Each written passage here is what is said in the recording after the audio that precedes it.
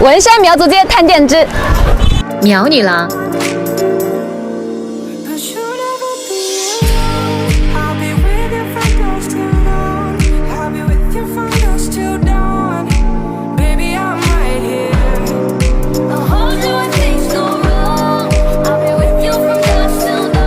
苗女郎的设计师马天玉呢，是一位95后的苗族小姐姐。在她的店铺里，你可以神奇的看到上个世纪80、90年代的文山苗族服饰的传统款。当然，这位小姐姐也结合现代的设计理念，设计了很多现代款苗服。我们一起来看一下。云南文山的传统苗族服饰呢，以花闻名。苗族历经了5000年的大迁徙，传统的苗族刺绣呢，它最初的功能是为了记录苗族的迁徙史，还有记录苗族的发展历程。当然，到了今天，这种刺绣上面的图案元素已经没有办法解读，这种繁密的刺绣风格已经演变成了苗族的一种审美范式，形成了今天文山苗族服饰独树一帜的风格。我觉得苗女郎最可贵的一个地方呢，就是它会结合现代的这个时尚的设计理念，设计了我们很多的新款的苗装。那这一款就是它结合现代的苗族刺绣元素，然后再融合西服的理念设计的这个现代款的男装。现在呢，很多的苗族的新郎官都会来定制他家的衣服。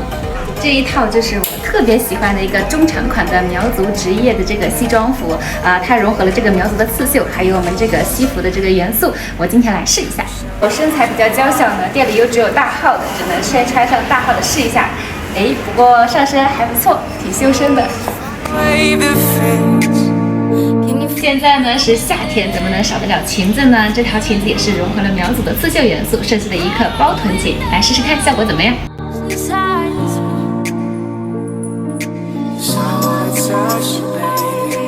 我们的苗族姑娘呢，除了在花山节这样的重大的节日场合会穿上我们的传统民族盛装，也会在结婚的场合上会穿上一套妈妈为他们准备的新娘盛装。那苗女郎家的新娘盛装也是非常经典的代表款，我们今天来试一下。